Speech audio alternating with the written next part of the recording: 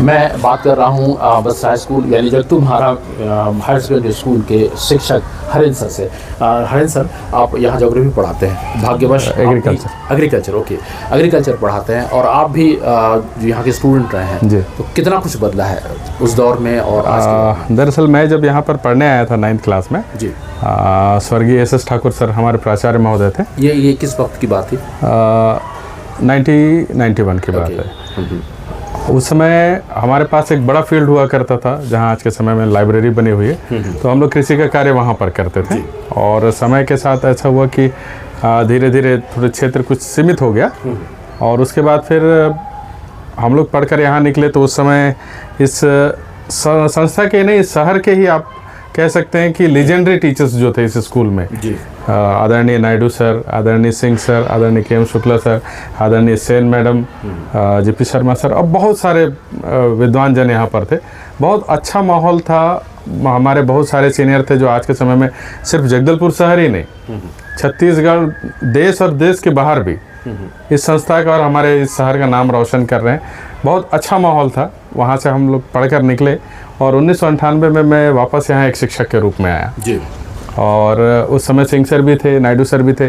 तो एक बहुत अच्छा मौका मिला कि पहले जिन आदरणीय गुरुजनों से मैं पढ़ा करते थे जी, शिक्षण के क्षेत्र में एक विद्यार्थी के रूप में उन्होंने मार्गदर्शन दिया। और उसके बाद जब मैं शिक्षक बना तब उन्होंने बताया कि शिक्षक का दायित्व बड़ा होता है, तो किस प्रकार से अपने बच्चों के साथ आपको शिक्षा देना है और बच्चों के प्रति अपनी जिम्मेदारी को ईमानदारी से पूरा करना है। मैं आज भी उन लोगों को हाथ जोड़ता हूँ कि उनकी जो अपेक्षा मेरी से थी, मैं शायद थोड़ी बहुत सफल हो पाया, मेरे को ऐसा लगता है। बाकी आकलन तो बच्चे और समाज करेगा। और उसके बाद जब हमारे सिंह सर रिटायर हुए, जो मेरे एग्रीकल्चर के शिक्षक थे, तो उनके बाद से फिर एग्रीकल्चर मैंने पढ़ाना शुरू किया। इस बीच कुछ शिक्षक और आए, लेकिन फिर वो दूसरे जगहों पर चले गए। तो उसके बाद हमने जो बायोलॉजी लैब के सामने वाली जगह है, वहाँ पर कृषि का कार्य शुरू किया था। उसमें हमने कभी किसी ज़माने में बहुत सारे टमाटर उगाए थे, लगभग 2-2.5 क्विंटल से ज़्यादा, एक छोटे से फील्ड में। अपने दर्शकों को दिखाना चाहिए। हाँ, वो विद्यार्थियों के लिहाज से बड़ा मायने रखता है। उसके बाद सर भी थे। सर तो हर चीज़ के साक्षी रहे हैं, क्योंकि सर के आने के 1 साल बाद मैं आया था यहाँ पर।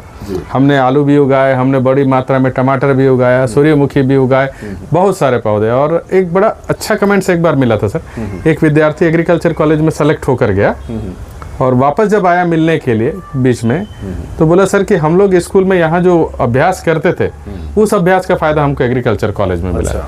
और आज के समय में वो एक बच्चा हमारा एक बड़ा अच्छा प्रतिष्ठित कृषि विस्तार अधिकारी है, इसी शहर में है, और वो भी बड़ा अच्छा काम कर रहा है। तो ऐसा लगता है कि शिक्षक के तौर पे जो हमारे गुरुजनों ने सिखाया और आदरणीय सर का मार्गदर्शन तो हमेशा हमारे बड़े भाई की तरह है। तो हम लोग अभी भी प्रयास कर रहे हैं कि बच्चों को नया से नया दे सकें। और चूंकि नवाचार बढ़ रहा है, तो पहले जो हम फील्ड में भी सिखाते थे, अब फील्ड में भी सिखाते हैं, और अब ऑडियो विजुअल के माध्यम से भी उनको नई नई चीज़ों के बारे में बताते हैं। रामगौड़ साहब, आपसे एक सवाल करता हूँ, थोड़ा सा अलग है जी। डिसिप्लिन को लेकर सवाल करते हैं। उस दौर में डिसिप्लिन जब 94-95 की मैं बात करूँ, आप दोनों से दोनों ही आप इंटरफेयर कर सकते हैं बातचीत में। तो डिसिप्लिन को लेकर के कितना बदलाव आया? क्या जो नीतियाँ बदली हैं सरकार की तरफ से, और कुछ शिक्षकों की भूमिका को लेकर के क्या कुछ आप देखते हैं, कैसे देखते हैं आप? जी, ये आपका सवाल बहुत अच्छा सवाल है। उस वक्त के दौर से इस वक्त के दौर में का व्यापक परिवर्तन आया है। चूँकि उस समय शिक्षक ओरिएंटेड एजुकेशन, जिसको हम कहते हैं, शिक्षक और छात्र के बीच में काफ़ी कुछ हुआ करता था।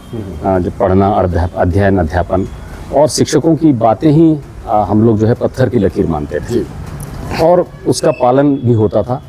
और हमारे जो अभिभावक गण हैं वो भी भरपूर सहयोग देते थे। उसके बाद कालांतर में बहुत सारे परिवर्तन हुए। समुदाय को भी जो है इस शिक्षण पद्धति से जोड़ा गया। जैसे सरकार की रीति नीति आप देखिए तो मध्याह्न भोजन में भी न्योता भोजन इत्यादि है। उसके बाद एक SMDC समिति होती है हर विद्यालय में, जिसमें जनप्रतिनिधियों का जुड़ाव होता है इससे। उसके अलावा अब ये जो डिसिप्लिन वाला जो शब्द है, अब ये व्यापक हो गया। अब ये समाज के साथ साथ शाला की भी जिम्मेदारी है कि बच्चों को हम सर्वांगीण विकास के लिए ध्यान दें। पढ़ाई के साथ साथ बहुत सारे ऐसे क्रियाकलाप भी होते हैं स्कूलों में। एक्टिविटीज, हाँ, CC एक्ट, हाँ, जो काफ़ी जैसे मान लीजिए पर्यावरण से जोड़ करके भी होता है, फिर नशा उन्मूलन से भी जोड़ के होता है। उसके बाद आजकल जो हमारा पखवाड़ा चल रहा है स्वच्छता अभियान, इसमें भी बच्चे भाग लेते हैं, साथ में समुदाय भी भाग लेता है। तो इस तरह से डिसिप्लिन जो है अब व्यापक हो गया है। अब जो है सारे लोग मिलकर के विद्यालय को देख परख करते हैं। तो उसमें निश्चित तौर पे अध्यापक का रोल तो बहुत अहम होता है, किंतु सहभागिता, बाकियों की सहभागिता भी इसमें बढ़ाई गई है।